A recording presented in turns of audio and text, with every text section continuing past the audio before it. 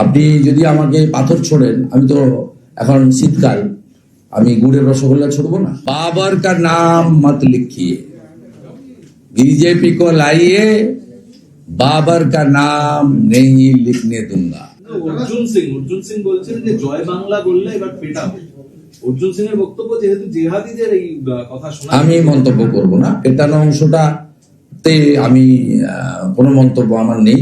বা গণতান্ত্রিক ভাবে পেটাতে পারেন, মানে ভোটে হারাতে পারেন, কিন্তু শারীরিক ভাবে পেটানো, মারা, এসব কথা বরঞ্চ বলতে পারেন আত্মরক্ষার অধিকার কেউ আছে। আপনি যদি আমাকে পাথর ছোড়েন, আমি তো এখন শীতকাল, আমি গুড়ের রসগোল্লা ছুড়বো না। আমাকে মাসতে গেলে যা করার করতে হবে, কিন্তু সরাসরি পেটাবো এই কথাটাতে আমি আমার মানে একমত নই। কিন্তু জয় বাংলা বাংলাদেশের স্লোগান, এটা অর্জুন সিং এর মতো ভেটারেন পলিটিশিয়ান জেনেই বলেছেন, ঠিকই বলেছেন। এটা পশ্চিমবঙ্গের স্লোগান নয়। এমনকি বাকি যা যা স্লোগান ওরা দেয় সবটাই, ইনক্লুডিং খেলা হবে, যদিও উল্টো খেলা হয়ে গেছে এই যুব ভারতী ক্রীড়াঙ্গনে, তাতে সঠিকভাবে উনি বলেছেন, উনি তথ্য সমৃদ্ধ কথা বলেছেন। সেকেন্ড পার্ট নিয়ে আমার কোনো মন্তব্য নেই, বা আমি মনে করি না গণতন্ত্রে ভোটে হারিয়ে দেওয়াটাই পেটানো। ভোটে হারিয়ে দেওয়া এবং গণতান্ত্রিকভাবে ক্ষমতা কেড়ে নেওয়া, এটাই হচ্ছে গণতন্ত্রের লড়াইতে জয়। মল্ল যুদ্ধ করা দরকার।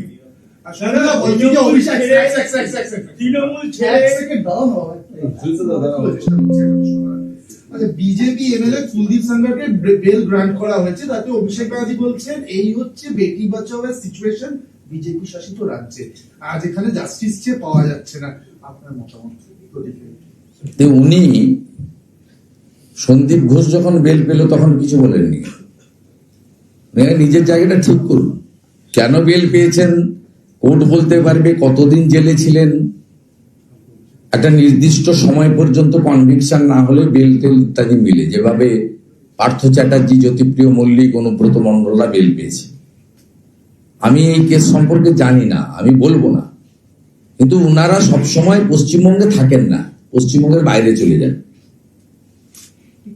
ওনারা 15 বছর রাজত্ব করার পরে বিরোধী দলের মতো কথা বলবেন না। পশ্চিমবঙ্গের স্বীকৃত বিরোধী দল বিজেপি, বিরোধী দলের ভূমিকাটা বিজেপিকে নিতে দিন।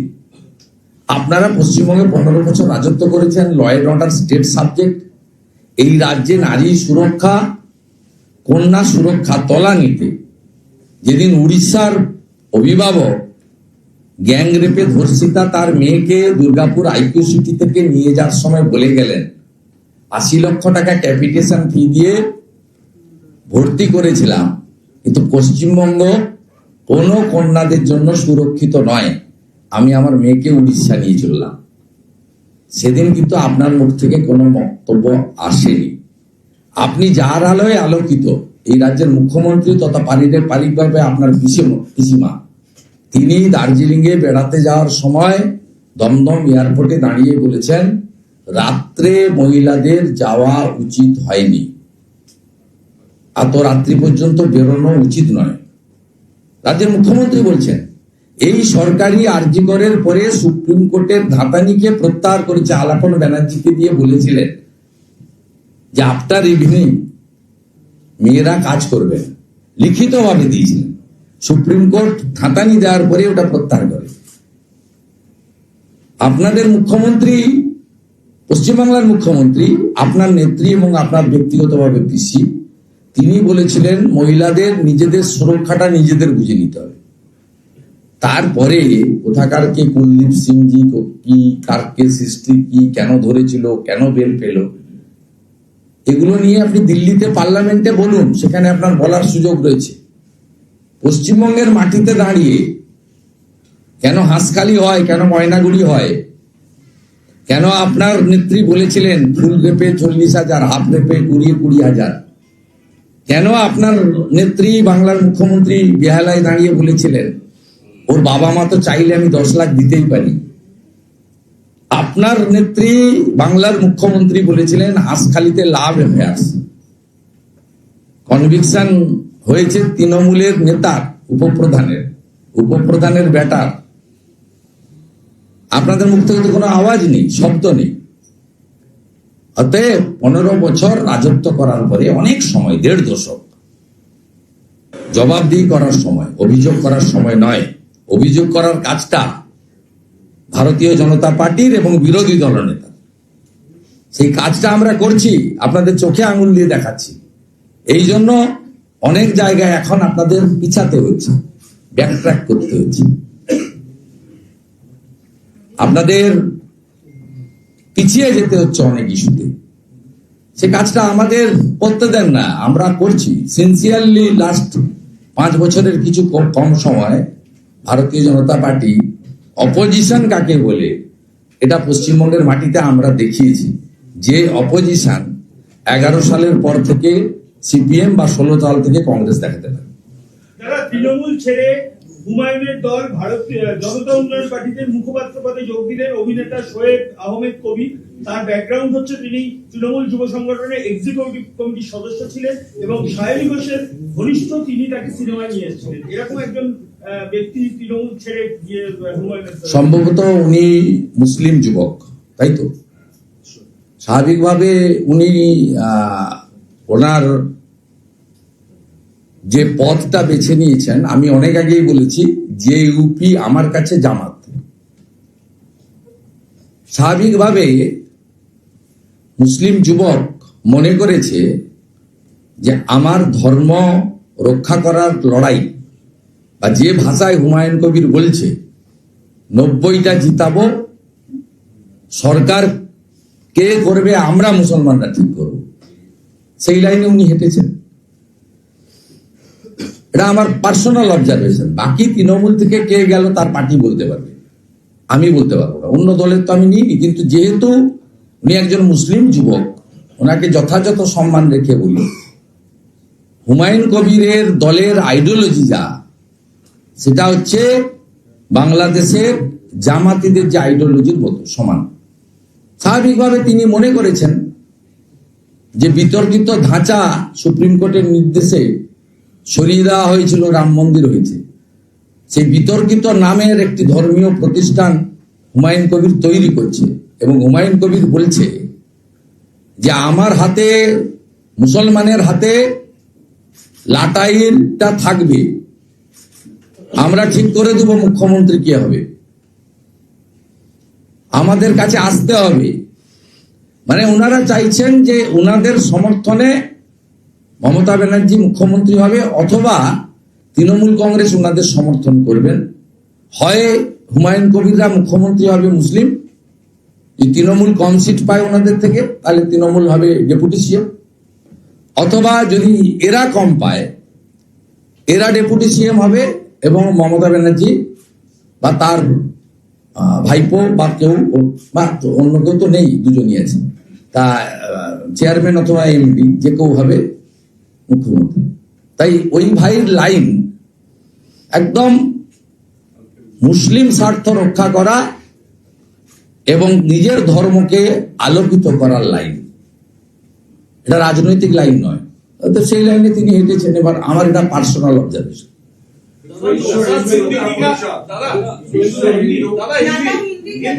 नहीं, मैं पहले एक बात है, আপনারা জানেন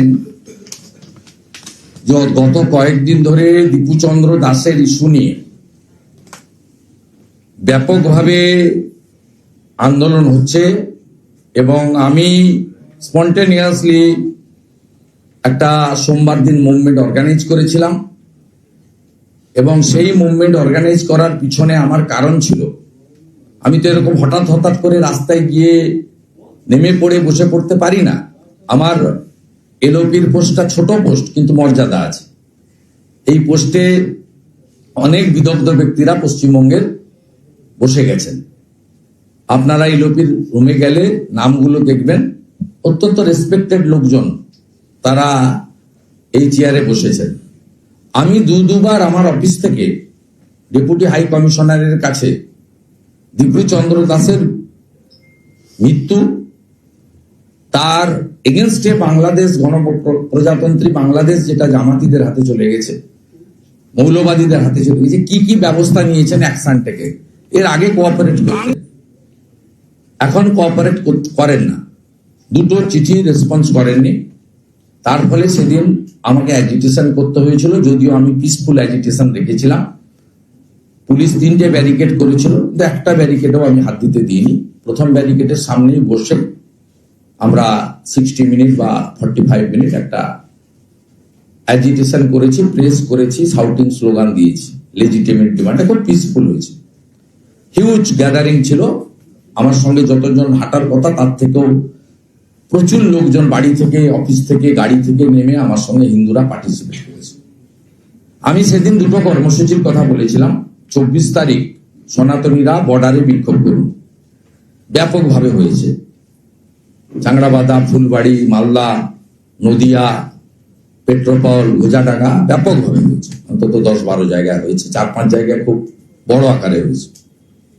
এবং আমি বলেছিলাম 26 তারিখে আমাকে যদি দেখা করতে না দেওয়া হয়, তাহলে আমি দ্বিগুণ সংখ্যক লোক নিয়ে এখানে এসে বিক্ষোভ করব। যাই হোক, বিলম্বে বোধোদয় বাংলাদেশ ডেপুটি হাই কমিশন আগামীকাল 4টের সময় আমার সঙ্গে দেখা করতে চেয়েছেন এবং এই সাবজেক্ট নিয়ে বাংলাদেশ সরকার কি কি অ্যাকশন নিয়েছেন জানাতে চেয়েছেন।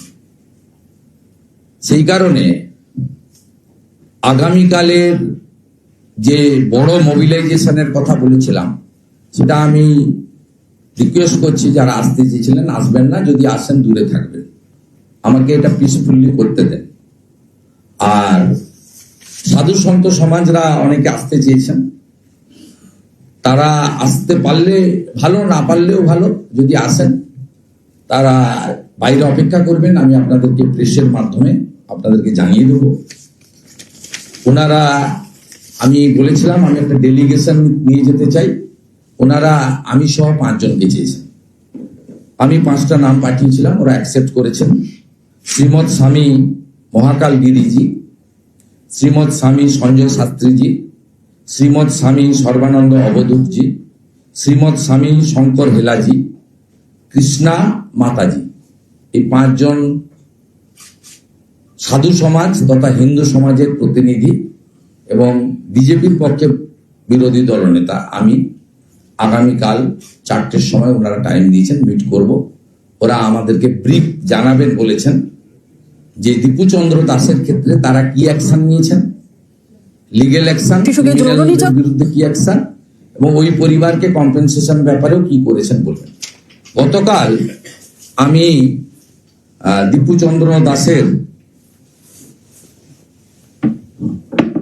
পরিবারের সঙ্গে ভিডিও কল করে কথা বলেছি, ওনার বাবার সঙ্গে অনুমতি নিয়ে ময়মনসিংহে। আমি যখন সাগর যাচ্ছিলাম সেই সময়,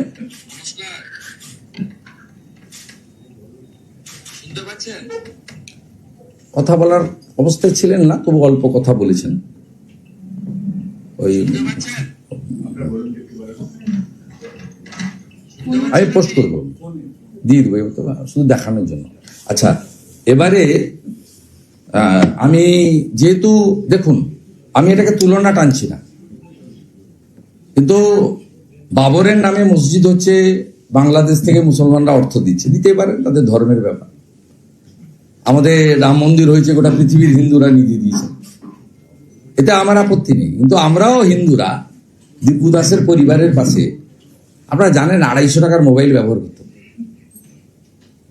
ফেসবুক চালাতো না, 250 টাকার মোবাইল ব্যবহার করত, যে মোবাইলে কোনো পোস্ট করা সম্ভব নয়, কোনো সোশ্যাল মিডিয়া, হোয়াটসঅ্যাপ কিছু করা সম্ভব নয়। ভাবতে পারেন, একটা মিথ্যা ওই প্রমোশন নিয়ে প্রতিহিংসা পরায়ণতা হয়ে তাকে উত্তেজিত করলো, এবং এই ধরনের আইনের রক্ষক যে ভক্ষক হতে পারে পশ্চিমবঙ্গে আমরা দেখছি, ওখানেও দেখছি। লকআপ থেকে তুলে দিল পুলিশ হাতে, তারপরে গণপিটুনি, আদমরা এবং জ্যান্ত জ্বালানো, এবং পুরো উলঙ্গ করে, ন্যাকেট করে।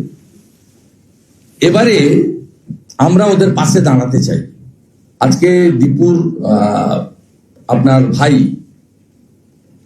দীপু দাসের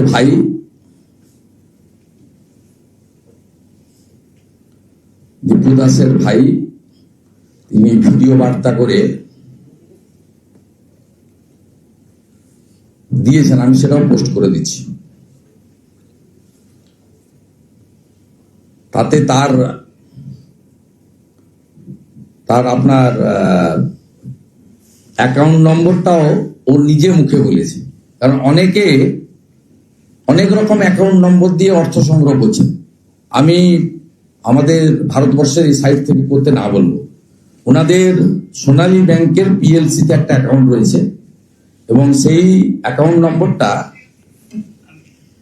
আমি ঋত্বিক চন্দ্র দাস, পিতা অভিনয় চন্দ্র দাস, আমার ভাই মৃত দীপু চন্দ্র দাস। আমাদের বিকাশ নগদ ও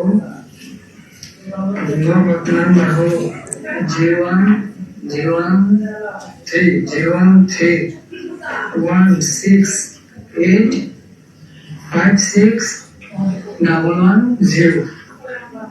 ব্যাংক অ্যাকাউন্ট নাম রবিলাল চন্দ্র দাস ও মেঘনা রুই দাস। ব্যাংক অ্যাকাউন্ট সোনালী ব্যাংক পিএলসি। অ্যাকাউন্ট নাম রবিলাল চন্দ্র দাস।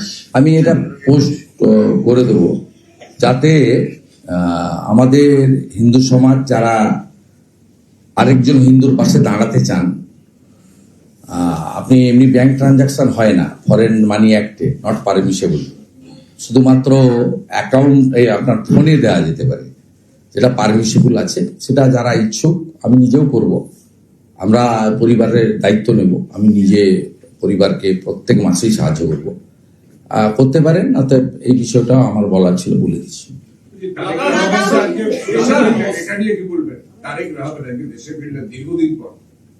আমি অন্য দেশের সম্পর্কে বলতে যাব। বিএনপি তারা একটা স্বীকৃত রাজনৈতিক দল, মুক্তিযুদ্ধে তাদের অবদান ছিল। আওয়ামী লীগের অবদান বৃহৎ থাকলেও বিএনপিরও অবদান ছিল। বিএনপিকে কেউ পাকিস্তানের দালাল বা রাজাকার বলে না, এটুকু আমার একজন বাঙালি হিসেবে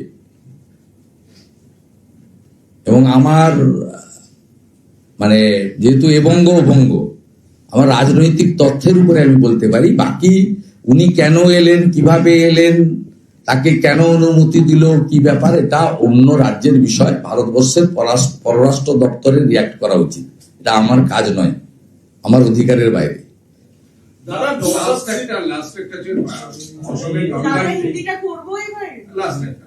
অসমের নলবাড়িতে ক্রিসমাসের উপহার সামগ্রী নিয়ে বিজেপি বজরং দলের বিরুদ্ধে অভিযোগ করেছে, ভেঙে দেওয়া হয়েছে, পুড়িয়ে দেওয়া হয়েছে। তৃণমূল তরফে অভিযোগ করা কোথায়? অসমের নলবাড়ি। অসমে ভারতীয় জনতা পার্টির স্পোক্সপারসন আছে, বলবেন। আপনারা সবসময় অসমে, উত্তরপ্রদেশে, রাজস্থানে চলে যাচ্ছেন কেন? বাংলায় আসুন না। আপনারা জানতে চান না কাকদ্বীপে সূর্যনগরে মা কালীকে প্রিজন ভ্যানে তুললো কেন? সে উত্তর তো পাইনি। উলপিতে বজরংবলীর মাথা কাটা হলো, সে উত্তর পাইনি।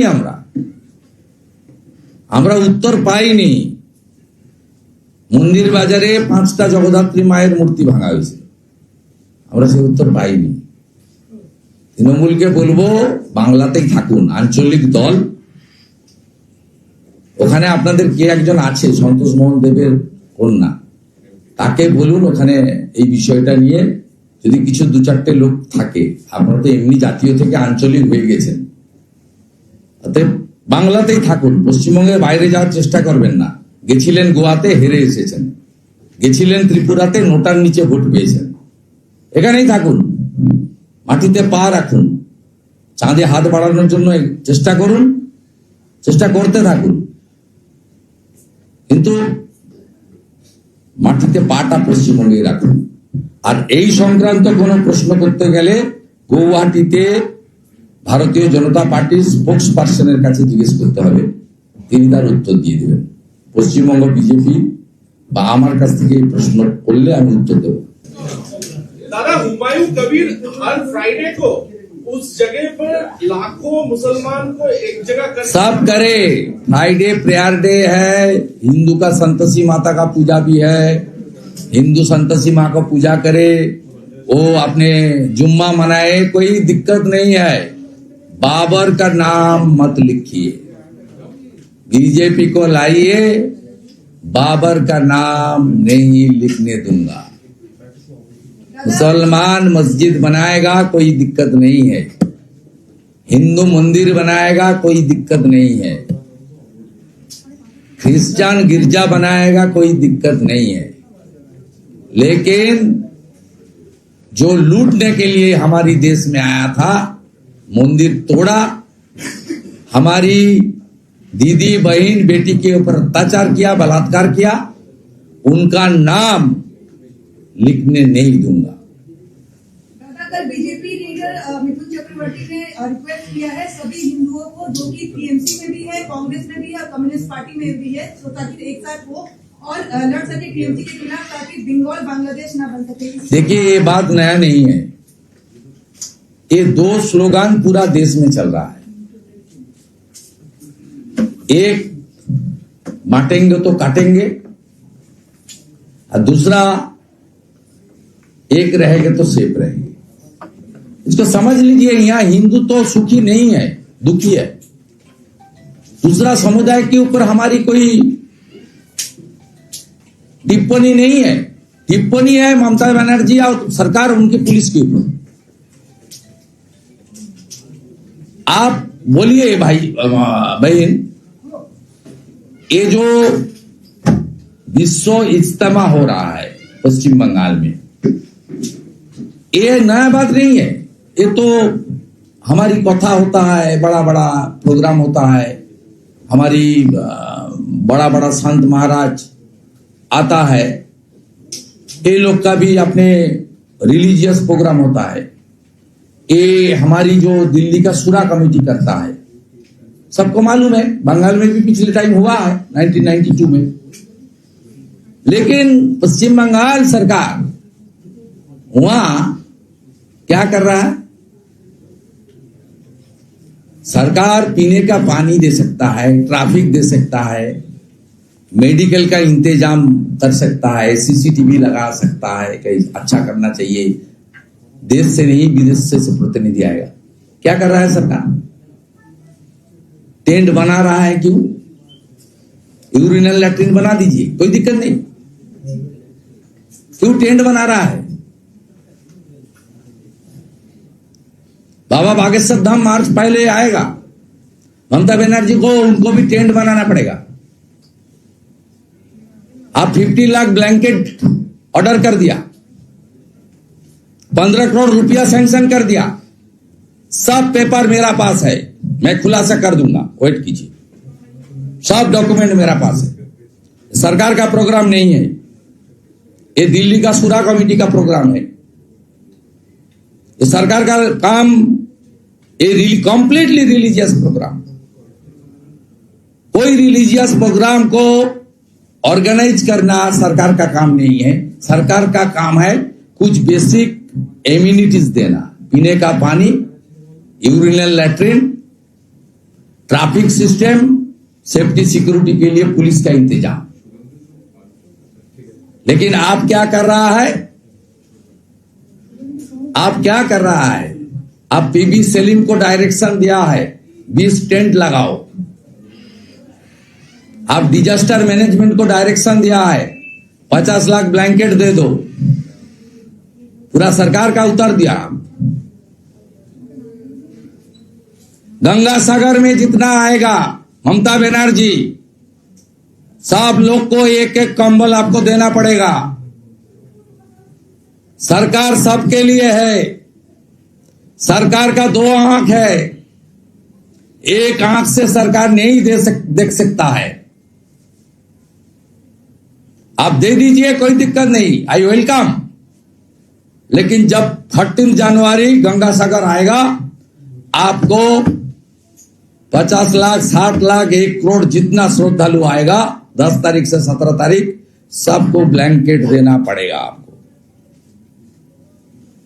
দাদা এই মুহূর্তে ধর্মতলায় হিন্দু সনাতনীরা বিক্ষোভ দেখাচ্ছিল, তাদেরকে ফের পুলিশ তুলে নিয়ে যাচ্ছে। কোনো অসুবিধা নেই, আমরা পাশে আছি। আমাদের মেয়েদের কালকে বেল করেছে, তারপরেও দেখবেন বীরাঙ্গনার মতো কথা বলেছে। এখনো জেলের মধ্যে 12 জন ছেলে আছে, ভয় পেয়েছে নাকি? ঝুঁকনা মত। পশ্চিমবাংলার হিন্দুরা মাথা নত করবে না, আত্মসমর্পণ করবে না। আপনি যা পারেন অত্যাচার করুন, ডেজ আর নাম্বার। আপনি এপ্রিল মাসের পরে আপনি থাকবেন না। যে পুলিশরা টানতে টানতে নিয়ে যাচ্ছে, সেই পুলিশদের ওই হাত দিয়ে এদের গলায় মালা পরাবে বিজেপির সরকার।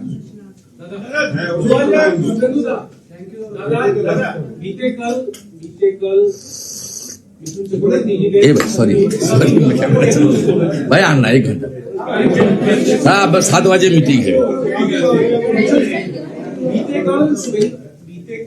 मिथुन चक्रवर्ती ने सभी हिंदुओं को एकजुट होकर के मैं बता दिया ना, बांटना मत। एक ही नारा है तो, बांटना मत। जात पात की करो विदाई, यही बात बताया। जो हरियाणा से चल रहा है, महाराष्ट्र होते हुए बिहार तक आया, बांटना मत। ये लोग बांटने के लिए कोशिश करेगा, बांटना मत। वही मिथुनदा ने बताया, ये बांटना मत। उनको थोड़ा अलग तरीके से उन्होंने बताया। मिथुनदा हमारे नेशनल काउंसिल मेंबर है, बड़ा लीडर है, सीनियर लीडर है, बहुत दिन से बीजेपी के लिए लड़ रहा है, कर रहा है। उन्होंने जो बताया सही बताया। टाइम आ गया है पश्चिम बंगाल का सनातनी समाज को एकजुट होकर ये सरकार, हिंदू विरोधी सरकार को उखाड़ फेंकना पड़ेगा। उन्होंने यही बात ही बताया। ये बात मैं पहले दिन से बता रहा हूं, कोई अलग बात नहीं है, सबका बात एक ही है। দাদা 2026 সালে প্রজাতন্ত্র দিবসের কুচকাওয়াজে বাংলার ট্যাবলো বাদ দেওয়া নিয়ে তৃণমূল কংগ্রেস বৈষম্যের রাজনীতির অভিযোগ করেছে। 2026 প্রজাতন্ত্র দিবসে কুচকাওয়াজে বাংলার ট্যাবলো এমন কিছু পাঠিয়েছিলেন, ওই জন্য বাদ গেছেন স্ক্রিনিং কমিটিতে। আপনি এমন কিছু পাঠিয়েছিলেন যেটা ওখানে স্কুলের ছাত্রছাত্রীদের সামনে দেখানো যায় না। আপনি হয়তো লিখে দিয়েছিলেন কবিতা, এপাং ওপাং ঝপাং আমরা সবাই ড্যাং ড্যাং, এটা দেখানো যায় না। কি পাঠিয়েছিল, কেন রিজেক্ট হয়েছে খোঁজ নিয়ে বলবো। এমন কিছু পাঠিয়েছিলেন যেগুলো স্টুডেন্টদের সামনে দেখানো যায় না, ওই জন্য দেখায়।